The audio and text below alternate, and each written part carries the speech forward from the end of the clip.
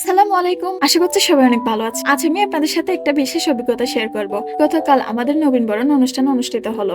নতুন জায়গা, নতুন মানুষ, নতুন পরিবেশ, সব মিলিয়ে একটা ভিন্ন রকম অনুভূতি। ভাবলাম আপনাদের সাথে পুরো দিনটা শেয়ার করি। তো শুরু করা যাক। সকালে কলেজে যাওয়ার জন্য যথারীতি প্রস্তুতি নিয়ে বের হয়ে পড়লাম। আমাদের কলেজটা একটু দূরে, তাই সময় নিয়ে যেতে হয়। চারপাশে নিরিবিলি পরিবেশ, গাছপালা আর খোলা আকাশ মন ভালো করে দেয়। অনুষ্ঠানে অনেক সম্মানিত স্যার ছিলেন। যেহেতু আমি নতুন স্যারদের সাথে এখনো তেমন ভাবে পরিচিত হতে পারিনি, তবে স্যাররা যেভাবে আমাদের দিক নির্দেশনা দিলেন তা মনে রাখার মতো। তাদের উপদেশগুলো শুধু এই সময়ের জন্য নয়, পুরো জীবনের জন্য প্রাসঙ্গিক। অনুষ্ঠানে উপস্থিত অনেক সহপাঠীর সাথেও পরিচয় হলো। সবচেয়ে বড় কথা, আমি আজ একজন নতুন ফ্রেন্ডের সাথে দেখা করেছি। আমরা দুজনেই একে অপরের মতো নতুন, তাই খুব সহজে বন্ধুত্ব হয়ে গেল। ওর সাথে গল্প করতে করতে সময় কেমন জানি কেটে গেল বুঝতেই পারিনি। আমরা একসাথে অনুষ্ঠান উপভোগ করেছি, অনেক মজা করেছি। একসময় মনে হলো আমি আর একা নই। যাই হোক, নতুন পরিবেশে মানিয়ে নিতে গিয়ে স্কুলের দিনগুলোর কথা খুব মনে পড়লো। পুরনো বন্ধুদের সাথে সেই মজার দিনগুলো আর পাওয়া যাবে না।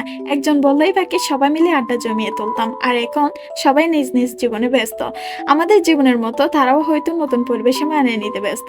তাদের খুব মিস করি। তবে জীবনের এগিয়ে যেতে হলে পুরনো স্মৃতিগুলোকে মনে রেখে নতুন অধ্যায়ে মানিয়ে নিতে হয়। দিনটি আমাকে অনেক কিছু শিখিয়েছে। স্যারদের দিক নির্দেশনা, নতুন বন্ধুর সাথে কাটানো সময় আর পুরো পরিবেশটাই যেন একটা নতুন অভিজ্ঞতার গল্প বলে। জীবনে এগিয়ে যেতে হলে নতুন পরিবেশে মানিয়ে নেওয়া খুবই জরুরি।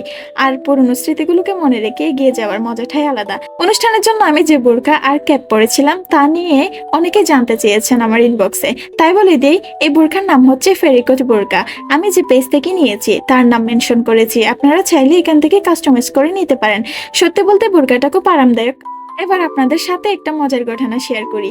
অনুষ্ঠানের শেষ দিকে সবাইকে বিরিয়ানি পরিবেশন করা হচ্ছিল। বিরিয়ানি নেওয়ার জন্য লম্বা একটা লাইন দেখে আমি আর আমার ফ্রেন্ড দাঁড়িয়ে গেলাম। তবে কিছুক্ষণ পর বুঝলাম বাসায় ফেরার সময় হয়ে গেছে। বিরিয়ানি না নিয়ে লাইনের বাইরে চলে এলাম। আমার ফ্রেন্ড তখন বলছিল চল পরে কিছু খেয়ে নেব।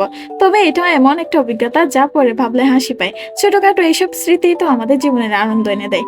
আপনাদের প্রতি একটা প্রশ্ন রেখে শেষ করছি, আপনারা কিভাবে নতুন জায়গায় মানিয়ে নেন কমেন্টে জানাবেন। আর হ্যাঁ, ভিডিও শেষে আমার বোরকা আর ক্যাপের কিছু ফুটেজ যোগ করেছি, আশা করি ভালো লাগবে। তো সবাই ভালো থাকবেন। Thank you for watching my video. আসসালামু আলাইকুম। আল্লাহ হাফেজ।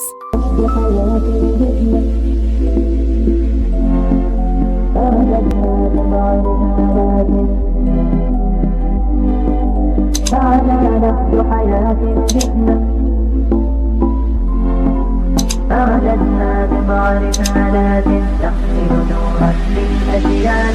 معنا نهج حياة جئنا تبصرة عن بمعرف آلات تحمل نورا للأجيال. معنا نهج حياة جئنا تبصرة عن